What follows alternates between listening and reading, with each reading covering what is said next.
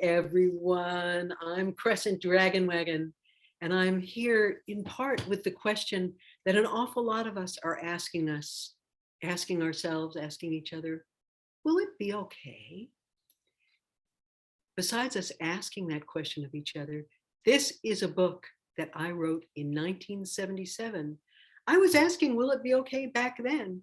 Because, that's what we human beings do. Life is one challenge after another. It changes all the time what those challenges are. Sometimes it feels more serious than at other times, but it is one of the human questions. Will it be okay? And one of the great gifts that we give to each other is not only just reassuring that it might be, but helping come up with ways to make it okay. Now, my own feeling is that childhood is rarely easy. It's often perplexing for children. And as much as we would like to spare our kids things that they're afraid of, it's better to deal with them head on. And indeed, the mother in this book is able to do that. Now look at these wonderful pictures in this new edition. They're by Jessica Love, and I am so pleased with them because she doesn't, her children, when they're naughty, when they're mad, when they're sad, when they're scared, you see those things. They're not all sentimentalized and sweetened where they're not. So the summer that I wrote this book originally, I had two significant things happen to me. I went to an international philosophical study group that was in Austin, Texas, and it was done in Socratic method. People would ask questions and the teacher would answer. And it was so fascinating to me. And then I went from there to Palo Alto, California. I had a scholarship to study with the late Ira Prokof and learn a technique called dialoguing, which also dealt with the back and forth of conversation. It was also, in a sense, Socratic. So I had those two question and answer things, and coming out of my Ira Prokof dialoguing class, this book, in essence, it almost wrote itself. And it came out with very much sweeter, quieter toned illustrations by Ben Schechter in 1977. But when the pandemic arrived and there was lockdown, I began reading a book each night out loud on Facebook. My husband, Mark Graff, was holding the pictures. And the first book I chose to read was Will It Be Okay? Because I thought, these are times when everybody is scared and no one knows what's happening. And I need to, this would be a reassuring book. And after I read it out loud, I thought, this book, it's timely, and I hope it's timeless as well. And I think it could have another life.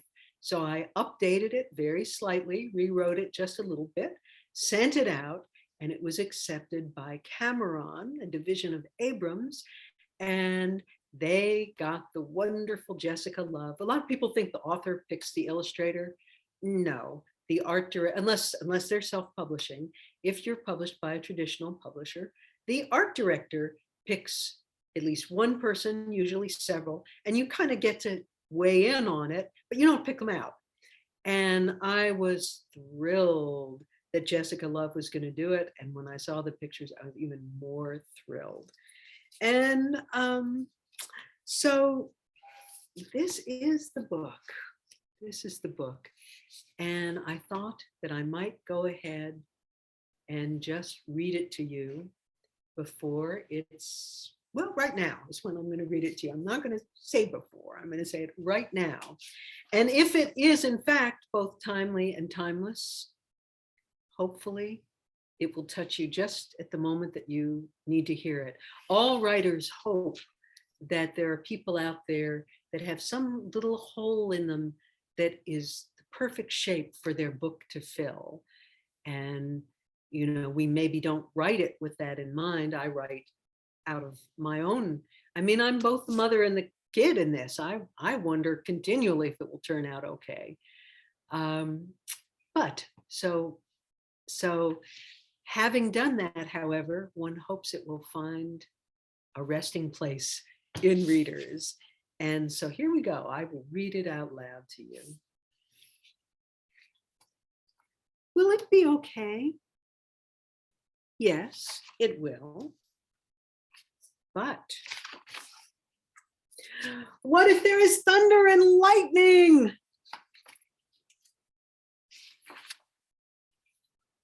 You sit at your window and watch the rain beating down over the houses and the streets in the dark night. You see how special it is because the lightning shows the rainy sky and countryside and all the city. You pay attention because the loud thunder is calling you, saying, look, look, the earth is receiving a deep, long drink. But what if there is snow? Lots and lots of snow. Well, you put on your red leggings and your orange boots and your pink coat and your plaid scarf and your yellow hat and your fake fur earmuffs and 2 pairs of striped mittens, one on top of the other. I love this picture where she's pulling on the boots there. I really love this image of this little girl, feisty. But what if we plant a garden and nothing, not even the cabbages come up? We go to the nursery and we buy 7 tomato plants just in case. When we come home, we dig 7 holes in the garden and put a tomato plant and compost in each one. We pat the earth around each tomato plant and pour a bucket of water around each one too, to make them feel at home. Then we go inside and read a book. When we come out again, there is a tiny row of cabbage seedlings, and also the bush beans have come up.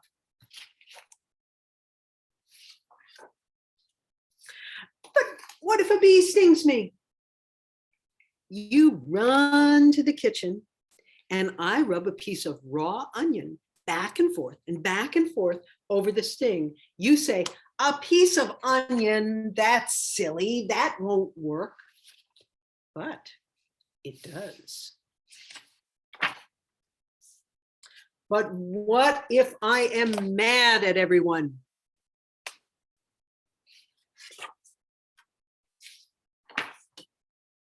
You run away. You pack raisins, walnuts, oranges, crackers, and a flashlight in a red bandana. You knot its 4 corners together and you tie it to a stick. You walk and walk until you come to the park. You stay all afternoon sitting by yourself under a tree and then on a bench, and then you swing, pushing yourself so hard. You go up so high, you make a song to yourself about singing about being a bird. When you come home again, you are not mad at everyone. But what if someone doesn't like me? You feel lonely and sad. You walk and walk until you come to a small pond. You kneel in the grass by the edge of this pond and you see something move.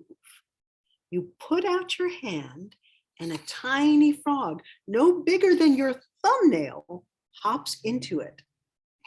Very carefully, you lift your hand to your ear and the frog whispers, "Other people love you. Other people like you. Maybe that person will like you again, maybe not. In any case, you're likable and lovable, and it is all right." Because a frog tells you this, you believe it.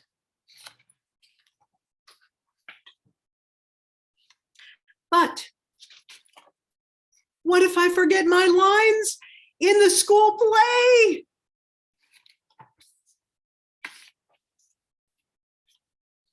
You make up new ones then and there. And later, everyone will say, what a wise and sensible child. She forgot her lines, so she made up new ones.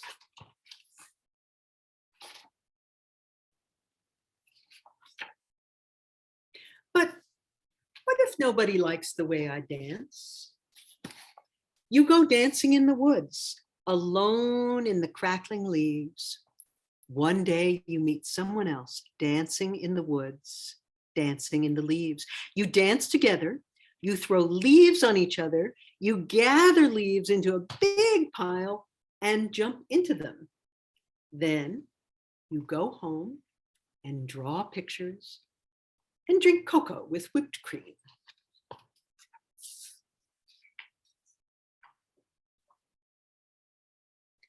But what if you die? My loving doesn't die. It stays with you as warm as two pairs of striped mittens, one on top of the other. When you remember you and me, you say, what can I do with so much love? I will have to give some away. So you love thunder and lightning. You love snow, planting cabbages, and bees. You dance with other people in the leaves and are in plays with them and run away with them and read books with them and get mad at them and make up with them. You love them and they love you, and you eat raisins together.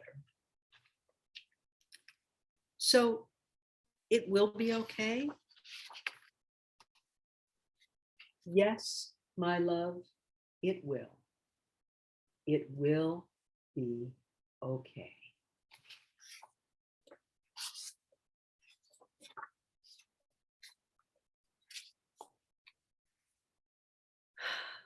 Thank you so much. And I hope when there are things that you are afraid of or worried about, I hope that you have someone to tell you that it will be okay. And if you don't have someone else, you always have one person. You have yourself, and you can tell yourself that it'll be okay. And on that note, I send you a hug and a kiss, a hello and a goodbye, and the wish that we all continue to make it closer to okay for ourselves and each other. Thank you so much.